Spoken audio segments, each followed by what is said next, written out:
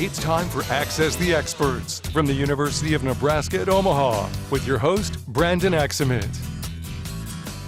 Hello and welcome to another edition of Access the Experts on News Channel Nebraska, where every Tuesday and Thursday, University of Nebraska at Omaha faculty members answer today's questions facing our state.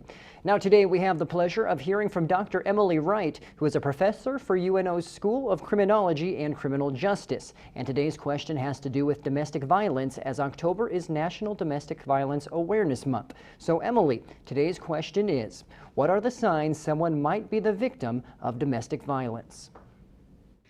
Thank you, Brandon. There are several indicators that someone might be experiencing domestic violence in their relationship.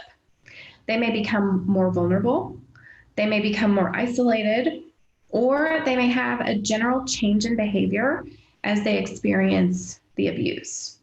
So for instance, the victim may quit their job and become more financially dependent on their partner. And sometimes this is by design from the partner. They may stop hanging out with their friends and family as much. They may stop communicating with them as often as they used to. And they may just in general withdraw into the relationship more and more. Or they may become more secretive, more defensive, and potentially even more scared, especially when they talk about the relationship. Now, there are a couple of things I want to note really quick. One is that men can and do experience domestic violence. And the other is that it can happen among same-sex couples as well. So if you're a man or if you are in a same-sex relationship, this does not mean that you are immune to experiencing domestic violence within your romantic relationship. If you know someone who's being abused in a relationship, you can try to get them in contact with a victim service agency or an advocacy group like the WCA in Omaha or the Nebraska Coalition to End Sexual and Domestic Violence. Now, from their websites, you can access more information about their services, but in general, these professionals can help develop safety plans for the victim, or they can help the victim get protection orders in the event that they want to leave the relationship.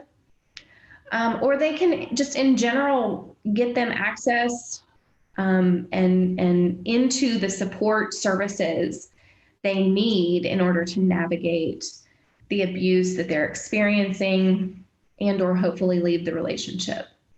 Thank you so much for letting me talk about this important topic. Thank you, Emily, for sharing your expertise on a topic that is so important for our viewers to be aware of so that they can help those who are victims of domestic abuse. For our viewers at home, do not forget that Access the Experts airs every Tuesday and Thursday at 6:46 a.m. and p.m. only on News Channel Nebraska.